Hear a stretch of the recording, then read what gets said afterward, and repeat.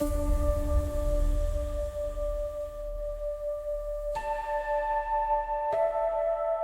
had been weeks since I was laid off from the factory. The supervisor couldn't even look me in the eye when he told me. "Company's downsizing," he muttered, his words as hollow as the machines on the line. There was no severance, no reassurance.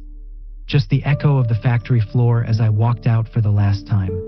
Work wasn't easy to come by, especially not in a town like mine. The kind of jobs you could land without much schooling were drying up fast, and what few openings remained were always taken before you had a chance to apply. Days blurred into each other as I scoured the classifieds, and nights were worse, filled with the endless math of my shrinking bank account. So when the letter about my grandfather's estate arrived, it felt less like a sign and more like a reprieve. I didn't have to think too hard about it. I packed up what little I had, left behind a life that had already begun to unravel, and set out for the cemetery in a small, forgotten corner of the countryside. I told myself it was temporary, just something to keep me afloat until I could find real work again.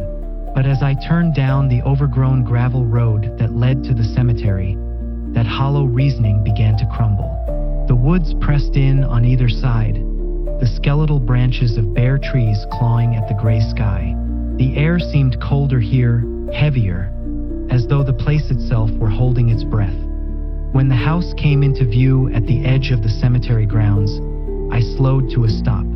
Its sloping roof and weathered boards blended into the overcast landscape, but there was something distinctly watchful about it, as though it had been waiting for me. The wind caught in the eaves, a low moan that sent a shiver up my spine. The drive had taken me deep into the countryside, far from the kind of places that felt alive. By the time I reached the cemetery's gate, the late afternoon sun was sinking, casting the world in an eerie amber light. The iron gate groaned as I pushed it open, and the crunch of gravel beneath my feet seemed deafening in the stillness.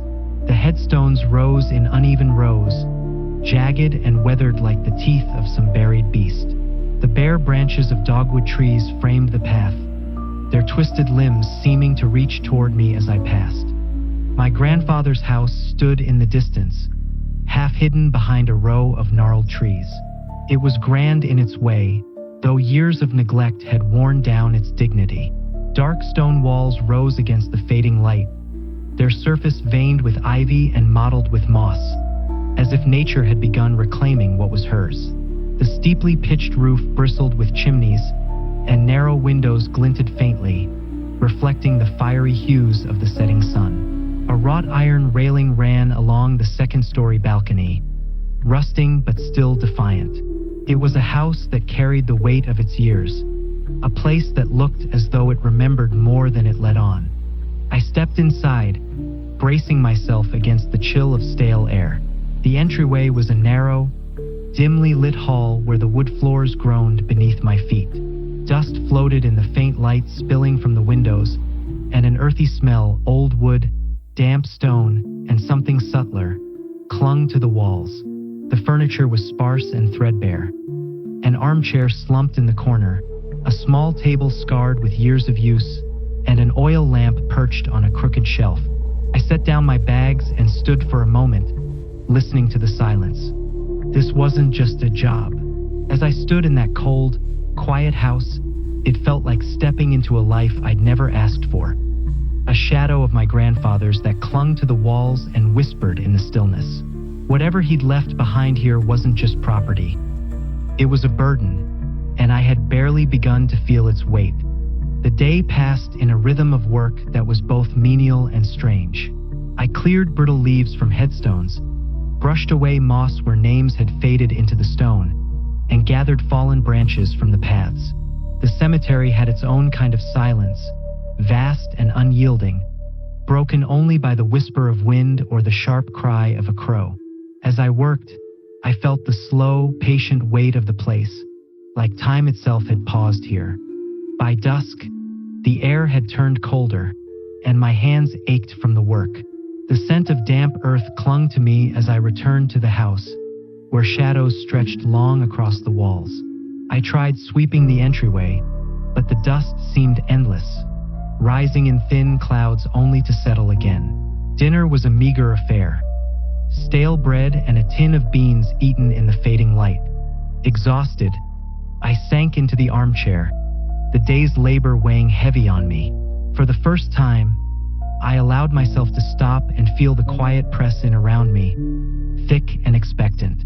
As the night deepened, I began to wonder if it was the house or the cemetery itself that was watching me in return. It was sometime after midnight when I heard the first sound, a low, muffled scraping like something dragging across stone. I sat up, my pulse quickening, the blankets slipping from my shoulders as I strained to listen. The noise was faint, almost indistinct, but persistent, a steady rhythm that seemed to rise from somewhere deep below.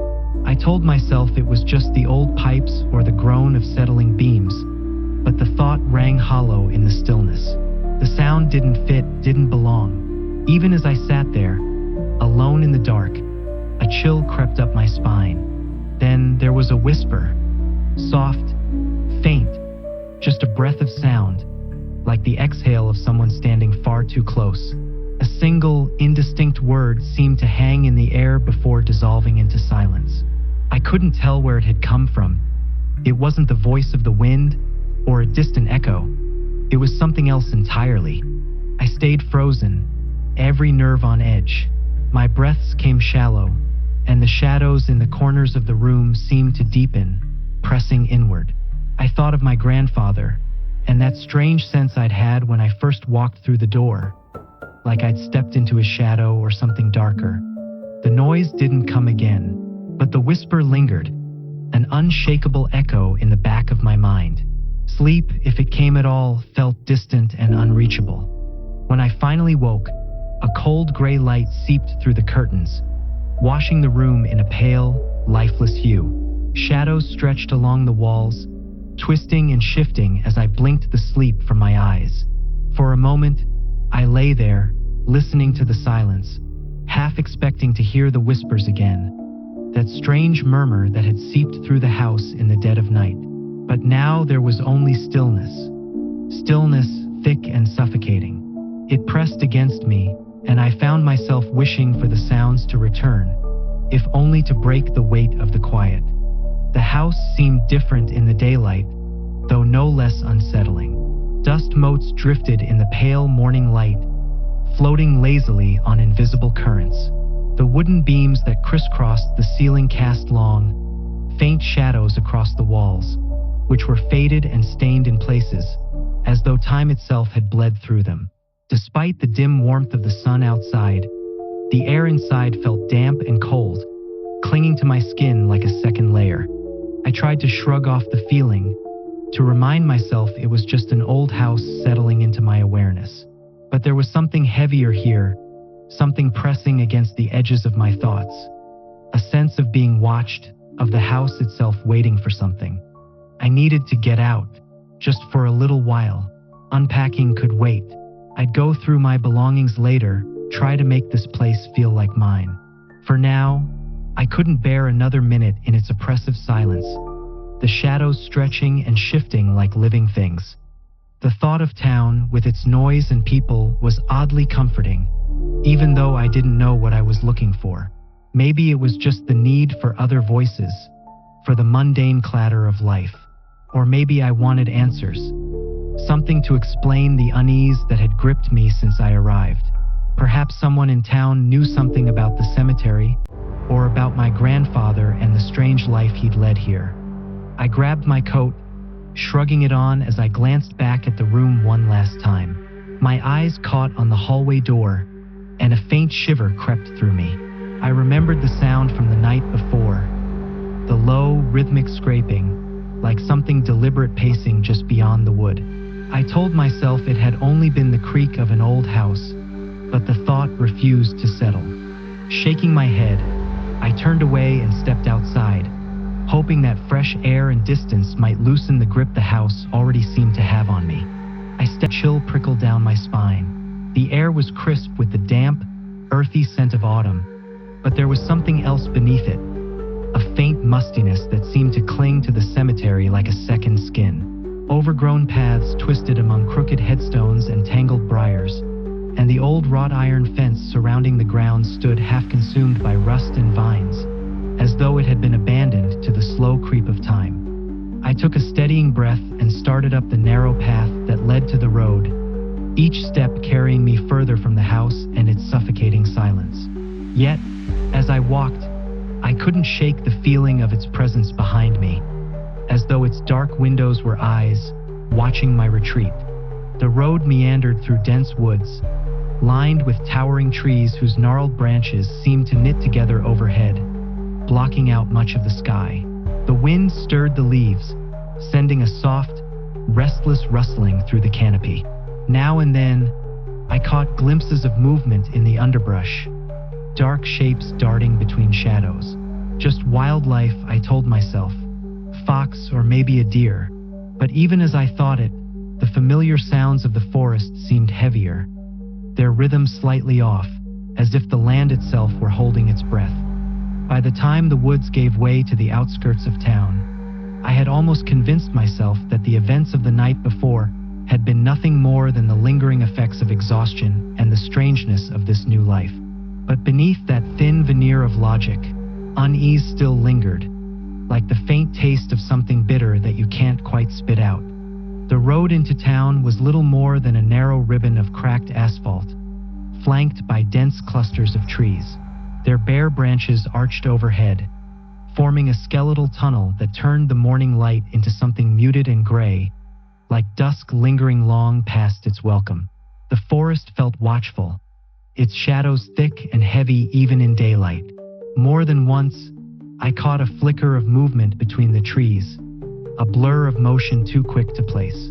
A deer, I told myself, though the thought did little to calm the uneasy weight pressing on my chest. The town emerged suddenly, nestled in a clearing like it had grown organically from the earth itself. It was small, barely more than a huddle of buildings clustered around an old intersection. Their weathered facades told of years spent enduring the elements. Peeling paint, sagging eaves, signs so faded that their words were little more than ghosts. I counted a handful of shops, a general store, a barber's pole spinning lazily in front of a single chair, a diner with its open sign clinging to its last flicker of life. At the far end of the main road, a gas station stood like a relic of another time, its pumps rusted and its windows clouded with grime. There was a stillness to the town, a quiet too thick to feel natural. The people I glimpsed, moving sluggishly through their routines, seemed like echoes of themselves, as though they were bound to some unseen rhythm that only they could hear. I approached the general store, its weathered facade leaning slightly under the weight of time. The sign above the door swayed in the breeze, its paint so faded that the lettering was barely visible. The only clue to its purpose was the assortment of goods haphazardly displayed in the grimy window: sacks of flour, an old lantern, and a tangle of fishing line. I hesitated for a moment at the threshold, drawing a steadying breath before pushing the door open. A bell jingled faintly, the sound swallowed almost immediately by the musty stillness inside. The store was dim and narrow, its shelves crowded with an odd assortment of items: canned goods, hunting knives, coils of rope, and dusty tins of coffee. The air smelled faintly of old wood and something metallic, like rust. Behind the counter stood a man who looked as worn as the store itself, his lined face and weathered hands suggesting years of toil. He glanced up as I entered, his eyes sharp with the kind of quiet scrutiny that small towns seem to breed. His gaze lingered a little longer than felt comfortable, and I wondered if he somehow knew who I was. "Morning," he said, his voice rough but not unfriendly. I nodded and mumbled a greeting, grabbing a basket and making my way down the narrow aisles. My hands moved automatically, plucking cans, bread, and a small jar of instant coffee from the shelves. My thoughts, however, were elsewhere, tangled in the events of the night before. The strange sounds, the whisper, the house itself. All of it clung to me like a cold shadow. Even here, In the cramped safety of the store, I couldn't shake the sense of being watched. When I reached the counter, the man had already bagged the few items I'd chosen. His movements were slow, deliberate, the kind of unhurried rhythm that seemed to belong to places like this, where days bled into weeks without much distinction. I cleared my throat, the weight of an unasked question pressing heavier with each second of silence. Say, you know much about the old cemetery on the edge of town? I tried to keep my tone light, but the words felt too loud in the quiet space, my pulse quickening even as I spoke. The man froze, his hand, poised to punch a button on the register, hovered in midair, and his eyes flicked up to meet mine. There was a flicker of something there, recognition, wariness, maybe even fear. You're the one who took over the place, aren't you? His voice was low, edged with something that wasn't quite hostility but wasn't far from it either. I hesitated, suddenly conscious of his scrutiny as his gaze swept over me. Yeah, I said, forcing the word out. It was my grandfather's place. I just got in yesterday. He let out a long breath, his shoulders relaxing just enough to suggest he wasn't entirely comfortable with the conversation. His eyes, however, didn't soften. Instead, they grew distant, shadowed by thought. After a moment, he leaned forward, lowering his voice.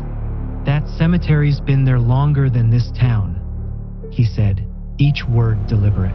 Older than anything you'll find here, that's for sure. He paused, glancing toward the door as if expecting someone to walk in at just the wrong moment. The store was empty, save for the two of us, but his caution made me glance over my shoulder anyway. Folks around here, well, they don't talk about it much, and they sure don't go near it. I frowned, leaning closer despite the unease curling in my stomach. Why? I asked, my voice quieter than I intended. His gaze flicked away, and his fingers began tapping an irregular rhythm against the counter. Whatever he was weighing, it seemed heavy. Finally, he shook his head. It's not my place to say, he muttered, his voice barely more than a whisper. You're better off doing what you need to do there and moving on. That's all I'll tell you. Frustration flared in me, but his tone carried a weight I couldn't ignore. The unease I'd felt since arriving seemed to gather, sharpening under his words. I opened my mouth to press him, but the look in his eyes made the words catch in my throat. He sighed and leaned back, the counter creaking faintly under his weight. Listen, son, he said, quieter now. Some things are best left alone. That cemetery? It's one of 'em. The shopkeeper turned away, busying himself with a stack of receipts as though they were suddenly the most important task in the world. His hunched shoulders and tight movements made it clear. The conversation was over. I lingered for a moment, caught between the urge to press him and the sinking realization that I wouldn't get anything more. Something about the way he avoided my gaze felt almost deliberate, like he knew more than he'd said but had already decided not to share it. The bell above the door gave a hollow chime as I stepped out into the street. The town felt even quieter than before, as if my question had disturbed something beneath its surface. The stillness pressed down on me with every step back to the house, the sound of my boots on the cracked asphalt too loud against the muted rustle of wind in the trees. The forest path was darker now, the late afternoon sun bleeding into evening.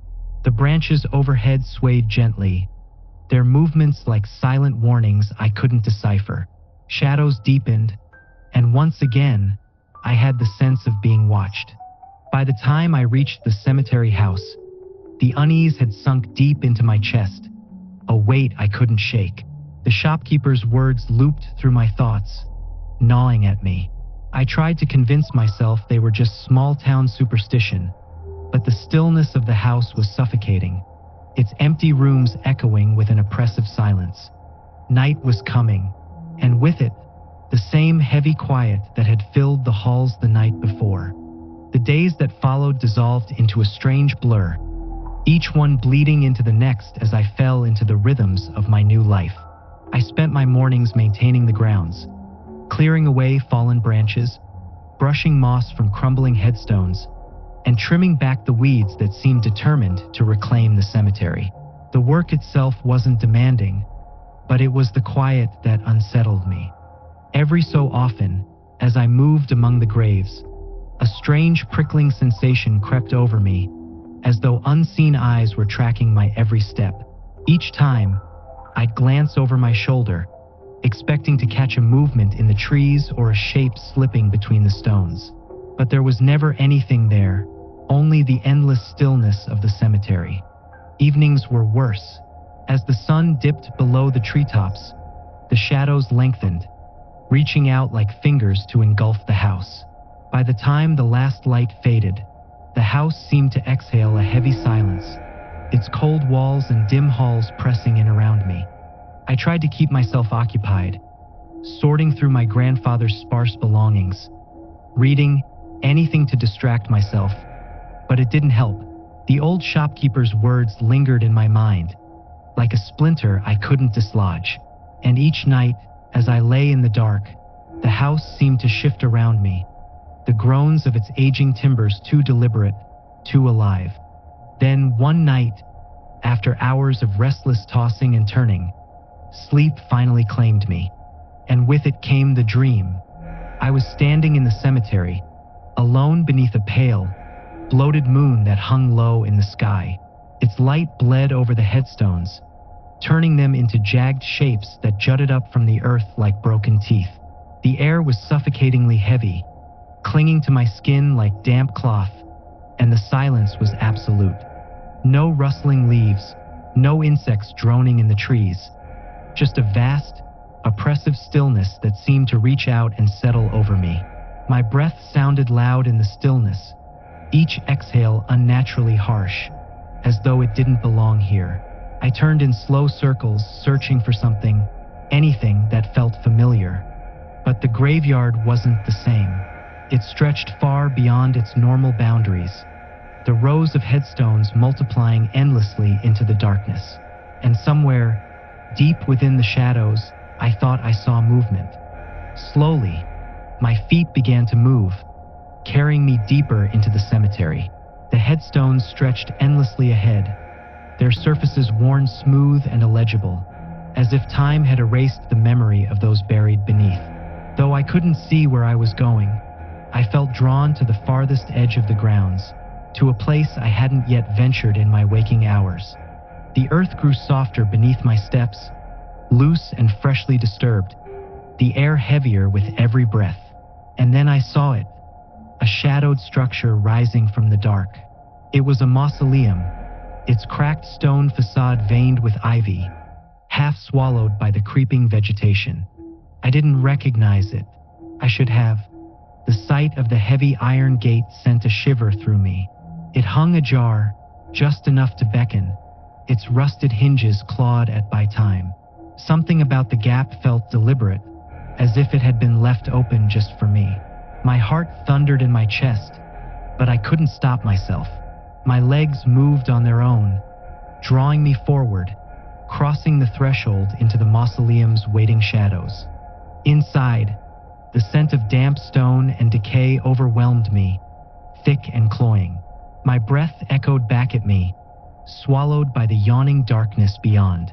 A narrow spiral staircase descended from the center of the room, its steps carved into the stone floor and twisting downward into an infinite black void.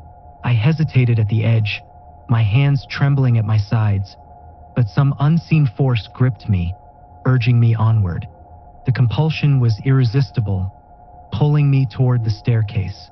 My foot touched the first step, then the next, the sound of my descent muffled as if the stone itself absorbed the noise. The blackness pressed closer, heavier, smothering me with each step deeper into the unknown. Then I heard it. A voice rose from the depths, faint and distant, but unmistakably familiar. It echoed softly at first, curling around the silence like smoke, before growing louder, more distinct. "Come down," it called, low and rasping, each word bending and twisting unnaturally. "Come down and see." The sound froze me in place. My blood turned cold, my breath catching in my throat. It was his voice, the voice of my grandfather. I fought against the pull with every ounce of willpower I had, desperate to stop, to turn back, but my body refused to obey. My legs moved forward on their own, jerking like a marionette under some unseen hand's control. Step by step, I descended, each movement slow and deliberate, as though the stone stairs themselves demanded it. The darkness pressed in, thick and suffocating, devouring what little light remained. My breaths grew shallow, the air heavy with dampness and decay. Still, the voice called to me, louder now, insistent. It twisted and echoed through the stone walls, splitting into overlapping whispers, each one calling my name in maddening repetition. Then it happened. The step beneath me crumbled without warning, and I plunged into the black. The air tore past me as I fell, a hollow rush that screamed in my ears. Above, below, and all around, the whispers erupted into cruel, mocking laughter. Laughter that pierced me to my core. It was still his voice, but distorted now, warped and unnatural, carrying a malice I couldn't reconcile with the man I'd known. The chasm seemed endless, the void consuming me whole as the sound rose to a deafening crescendo. Then, just as suddenly as it had begun, everything stopped. Silence. I woke with a start, my heart hammering against my ribs, the cold sweat clinging to my skin like a second layer. The room was cloaked in darkness, but the dream clung to me, suffocating and inescapable. Every creak of the old house rang out like a warning. Every shadow seemed to breathe, alive with some unseen presence. And in the stillness, I swore I could smell it. The faint, heavy scent of damp stone and decay, as if the dream had bled through into waking life. When morning light finally crept through the windows, it didn't bring the relief I'd hoped for. The shadows receded, but the dread remained, settling in my chest like an iron weight. No matter how I tried to dismiss it as a nightmare, some primal part of me screamed otherwise. That voice, that dark, distorted echo of my grandfather's, had been calling me. As the day wore on, the feeling only grew worse. I threw myself into the routine of maintaining the grounds, hoping the rhythm of work might dull the memory of that dream. But it clung to me, haunting the edges of my mind with every weed I pulled and every fallen branch I cleared. My eyes kept drifting, again and again, toward the far end of the cemetery, to a stretch of land I hadn't explored before. I told myself it was nothing, just my mind playing tricks, and yet my feet carried me closer. Each step felt heavier, as though the air thickened around me the further I went. Some part of me still hoped, prayed, that I'd find nothing, that the mausoleum from my dream was just a phantom conjured by my restless mind. But as I reached the edge of the cemetery, that hope died. The stomach turned, dread pooling deep within me. There it was, just as I had seen it in the dream. The mausoleum loomed before me, half consumed by a wild tangle of ivy, its stone facade cracked and crumbling under the weight of time. It exuded a foreboding silence, the kind that pressed against your thoughts and made you question whether you should turn back.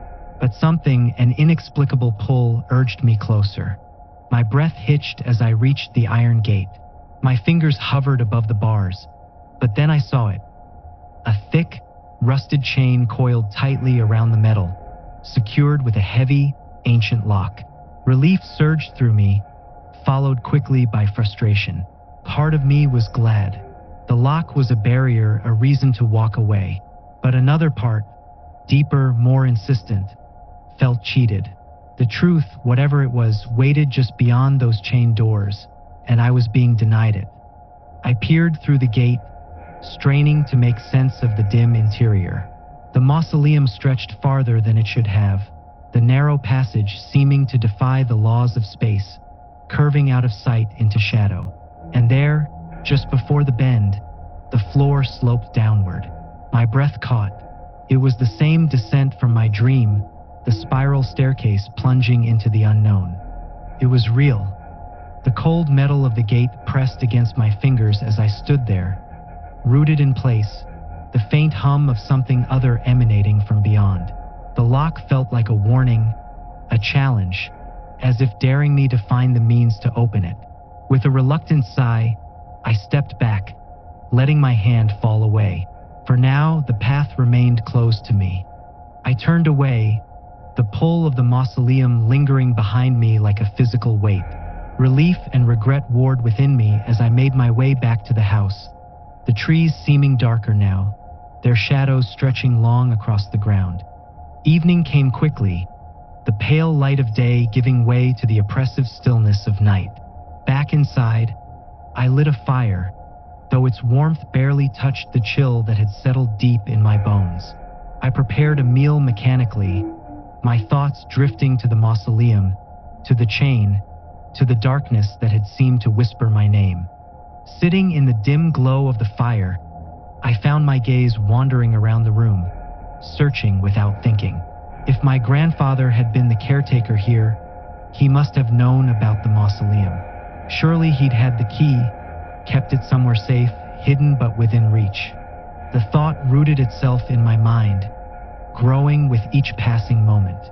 My eyes swept over the room again, lingering on the corners and shadows. Perhaps the answer was here, waiting to be found. Perhaps the key wasn't just to the lock on the gate, but to everything. Every question, every unease that had plagued me since I'd arrived. My gaze lingered on the stairs leading up to the attic. The thoughts settled into my mind, unbidden and unwelcome, but impossible to ignore. If my grandfather had kept secrets, if there were truths about this place he had hidden, then the attic was the most likely place to find them. The idea of going up there sent a chill through me. The air in that space always felt thick, oppressive, as if something waited in the shadows, watching, guarding. After pacing the cramped quarters of the house, my eyes kept drifting toward the staircase, unable to escape the pull of the attic. I couldn't shake the feeling that something important, something my grandfather had kept hidden, was waiting for me up there, left behind for reasons I didn't yet understand. The thought of ascending filled me with dread, a prickling sense that whatever I found would change everything. Yet that odd compulsion to move forward took hold of me. I found myself standing at the base of the stairs, looking up into the dimness above. Shadows thickened around the dusty steps leading to the attic door, and every creak of the house seemed louder than the last, amplifying the oppressive silence that surrounded me. My grip tightened on the banister as I began the climb.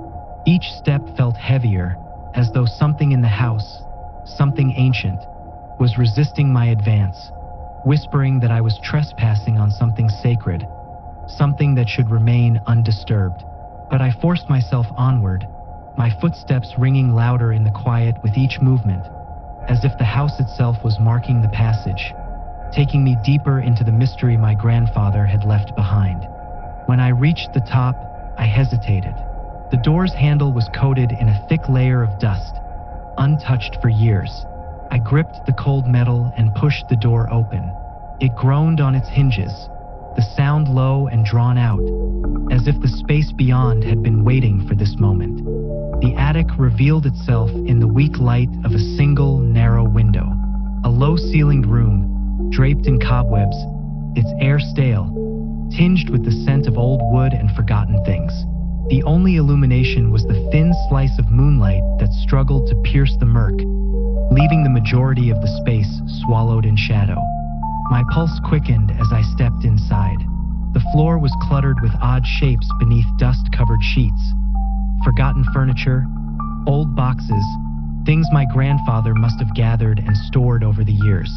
I scanned the space, eyes darting between the obscured figures, searching for anything that might reveal the secrets that had drawn me here. As I moved deeper into the attic, I spotted an old, heavy trunk tucked against the far wall, its metal corners dull with rust.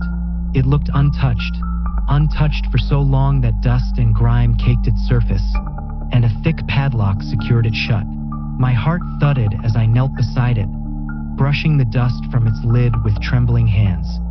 Taking a steadying breath, I fumbled with the lock, managing to work it open with the small set of keys I found lying on a nearby shelf. With a shudder, the lid creaked open, and inside, nestled among moth-eaten cloth and a few scattered papers, lay an old leather-bound journal, its cover cracked and worn. I picked it up, feeling the weight of the thing in my hands, a strange sense of reverence settling over me. I knew, without a doubt, that this journal held the truth about the cemetery and about the mausoleum with its chained gate and hidden staircase. My grandfather had written it all down, documenting whatever he had encountered, leaving it here for someone to find. My skin prickled with the sensation of being watched, as though something lingered just beyond the doorway, waiting to see if I would take the next step. As I held the journal, a prickling sensation crept along the back of my neck, the unmistakable feeling of eyes on me. I turned slowly, my gaze falling on the attic window. For a brief moment, I thought I saw the outline of a figure standing just beyond the glass, half shrouded in darkness. It lingered there, featureless but unmistakably watching. My heart leapt, and I stumbled back, barely suppressing a startled cry. In my haste, I hit my head on the low-angled ceiling, pain shooting through my skull. I clutched the sore spot, wincing, and when I looked back at the window, there was nothing there. Just the faint outline of trees outside, their branches swaying gently in the night breeze. I had to be imagining things. The unease gnawing at me was just a trick of the mind. Too many shadows, too many unanswered questions. But even as I tried to dismiss it, the feeling lingered, as persistent as the dark corners of the attic. I forced myself to shake it off, blaming the nerves, the eerie silence of the house, and everything that had happened since I'd arrived. With the journal clutched tightly in my hand, I made my way down the stairs, eager to leave the attic's oppressive confines. The soft creak of the floorboards beneath my feet felt almost comforting compared to the heavy stillness up there. Back in the warmth of my small bedroom, I settled into bed, the journal's weight grounding me in the present. I hesitated for a moment, feeling the lingering tension of that fleeting figure from the attic. But I brushed the thought aside and opened the journal, eager to see what secrets my grandfather had left behind. The first pages were surprisingly orderly: dates, expenses, a simple ledger of transactions. There were brief notes about the burial plots, names I didn't recognize, and details about maintenance work done on the grounds. At first glance, it seemed like nothing more than a dull business record. But then, near the margin of a page, I noticed an entry that was far less formal. Scrawled roughly in the ink, dated several years after the initial entries, were these words: "Strange shapes at the edge of the trees. Animals, perhaps? But why so near the graves?" I frowned, flipping ahead, my mind already racing with unanswered questions. The entries continued, and with each turn of the page, the notes grew more frequent and more disturbing. "Saw the shapes again last night. Closer this time, crouched among the headstones. Tried to call out, but they moved, strange, twisting. Too quiet." The entries began to blur the line between business and something much more personal. My grandfather's notes grew less about daily chores and more about whatever he was seeing in the shadows. "They have faces, human but wrong. Something hides in the posture, like they're pretending, imitating what they've seen in us. Eyes in the dark, glinting and alert, always just out of reach, disappearing into shadow." A cold shiver ran down my spine as I read. The familiar sense of unease gnawed at my insides, but this time it felt different. My grandfather had seen something more than just a passing imagination. He'd been watching these figures, creeping near the graves at dusk and dawn, observing them as they shifted in the shadows, their movements unnatural. "I heard something tonight, outside the window. Thought it was the wind, but then voices, whispering, laughing. But when I opened the door, no one was there." The journal entries grew increasingly sporadic, sometimes stretching weeks or months between them, but each entry bore a heavier tone. More frantic, more desperate. There were moments when it seemed as though my grandfather had tried to capture what he'd seen, but each attempt only added to the confusion, as though the words themselves could never fully express the terror he felt. "It knows me." One of them spoke with the voice of my brother, long dead. I almost followed, thinking I'd imagined it. But no, I swear I saw him out there, bent low like an animal, eyes too bright. They're testing me, seeing how far I'll follow. I won't let them trick me. Another entry. I have found old letters. Our family has always watched over these grounds.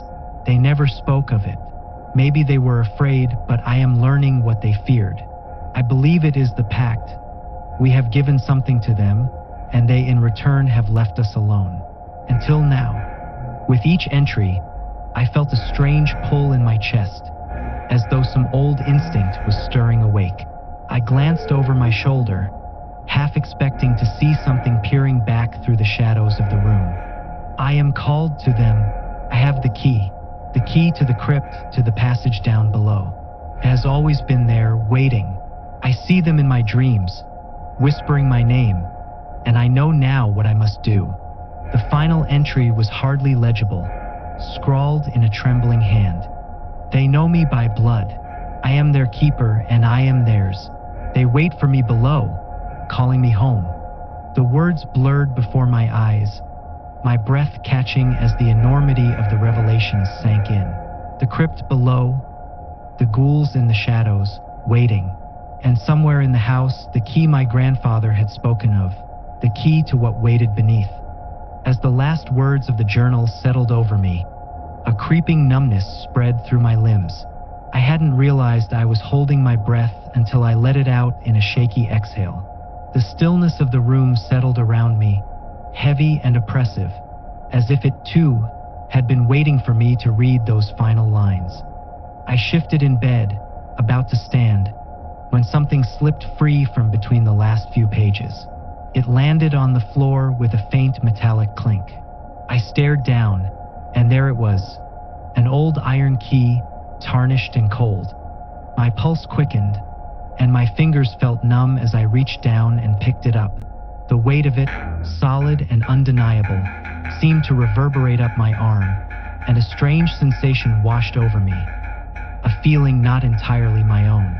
I could almost sense my grandfather's presence here, lingering in the air, urging me forward. Or perhaps it was something far older, far darker, watching, waiting to see if I'd take the same path he did. I tried to resist the impulse, but it was like a current pulling me under. I felt as if some buried instinct, something written in my blood, was calling me down to the crypt, the mausoleum. I could see it in my mind's eye as vividly as if it were right before me.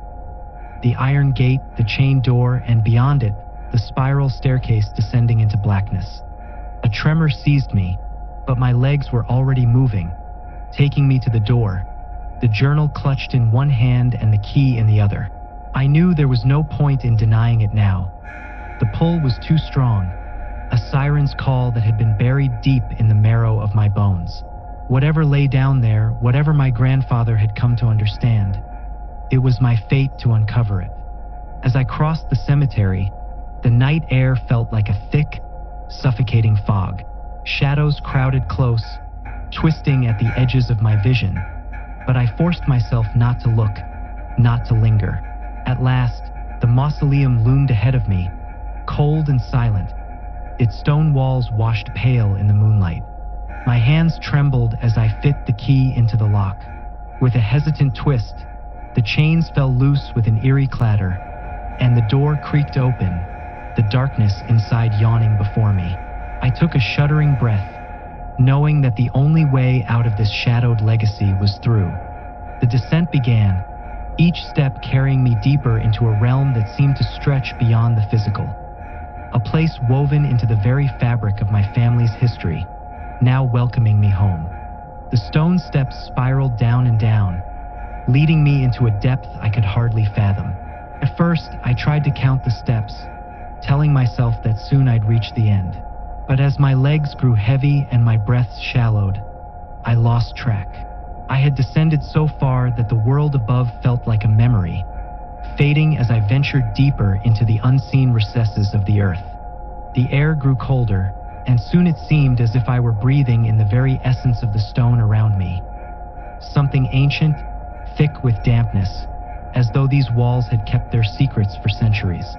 Flickering torches, mounted at intervals, cast strange shadows against the rough-hewn walls, their light growing dimmer with every few hundred steps, as if even the flames were reluctant to journey this far. Time became a fluid, unreliable thing. Had it been minutes? Hours? Each turn of the staircase felt endless, as though I were caught in a loop, descending an abyss without bottom. A gnawing unease crept into my mind, a whisper at first, but growing louder with each step. Had this path really led my grandfather here? What if there was no end? What if this was my final descent? Then, abruptly, the torches stopped. I stood there, heart pounding, surrounded by nothing but an oppressive silence. I held up a hand in front of me, half expecting to see only blackness, but I could see. The darkness was absolute, and somehow, my eyes registered every line, every edge of the stones around me, as if a dim glow pulsed faintly from within. A shiver of realization prickled through me. This was no human vision. Some part of me, perhaps the part my grandfather had written about, was beginning to awaken. Even in this crushing blackness, my senses attuned themselves, allowing me to navigate forward. A foreign instinct guided my steps, urging me deeper. Somewhere in the hollow of my chest, I felt a twisted mixture of exhilaration and dread.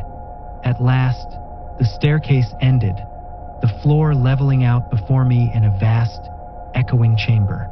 And there, standing imposingly at the far side of the room, was an immense, ancient door, made of thick, weathered wood. It was reinforced with iron bands and carved with strange, intricate symbols that seemed to writhe and shift as I looked upon them. The wood had an oily sheen, and the faintest scent of decay lingered in the air, as though the door had absorbed the lifeblood of all who'd entered before me. Engraved at eye level, a phrase glimmered faintly in the dim light, words both familiar and foreign, weighted with a grim invitation. I read it aloud, my voice hollow as it echoed off the walls. For those who feast on what lies beneath, who crave the marrow of the earth, welcome to your inheritance. The words resonated in me, stirring something at the base of my spine. I ran my fingers along the rough wood, my heart pounding with a dark anticipation. I knew, somehow, that I stood on the threshold of the answer I had been seeking all along. And yet, in the depths of my mind, I wondered if I would emerge on the other side as something or someone recognizable. With trembling hands, I pushed open the heavy door. It groaned as it swung inward, a sound like bones grinding together, as though it hadn't been disturbed in centuries. Beyond it lay a vision that was both breathtaking and terrifying. A vast underground realm, a cavernous expanse stretching so far that the darkness devoured it at the edges, giving no sense of an end. Cyclopean structures, impossibly tall and contorted into strange, grotesque shapes, rose up from the cavern floor like the skeletons of ancient giants. Each building seemed sculpted from jagged stone, yet built with a precise, deliberate chaos that evoked ruin to my eyes, though I felt the intentions behind it. This was not decay, not disorder. It was a haunting elegance, a place made by hands other than human, with aesthetics that spoke to something far older, far more primal. The city was shrouded in absolute blackness, yet I saw it as clearly as if the sun itself had reached down to cast its light. The structures twisted and spiraled, some leaning at impossible angles, others reaching upwards like bony fingers clawing toward the unseen ceiling. Archways, bridges, and towering spires were interlaced like a morbid web, each structure subtly carved with cryptic symbols, their meanings as unknowable as the beings who had left them. And they were everywhere, ghouls hundreds, thousands, filling the streets, moving with unnerving, graceful strides, each bearing that unsettling, animalistic posture, their limbs elongated, their faces a grotesque blend of human and beast, their eyes wide, empty, and glistening in the dark, turned toward me, their mouths curling into twisted grins, revealing rows of jagged teeth. A chorus of whispers and guttural calls rose from them, a language I recognized deep in my bones but could not understand. One ghoul stepped forward, moving with a familiarity that left no doubt in my mind.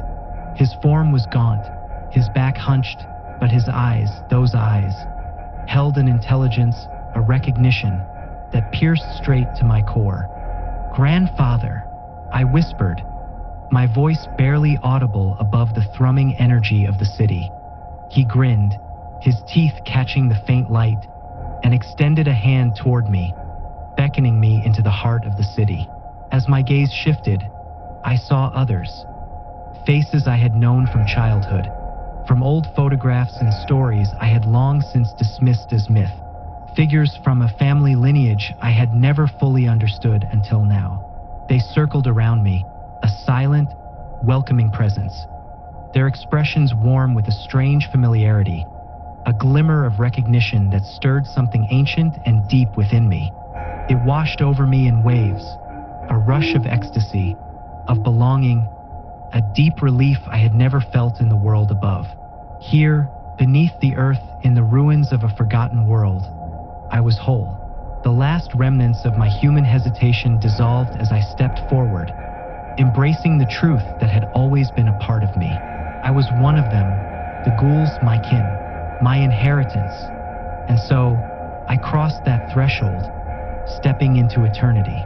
I joined them, becoming one with the darkness, a creature of the night. As we moved together through the cavernous city, I felt the weight of our shared legacy, knowing that I would live forever in these depths, among those who fed not on daylight, but on the marrow of the earth. We were bound by blood, by a pact made long before my birth.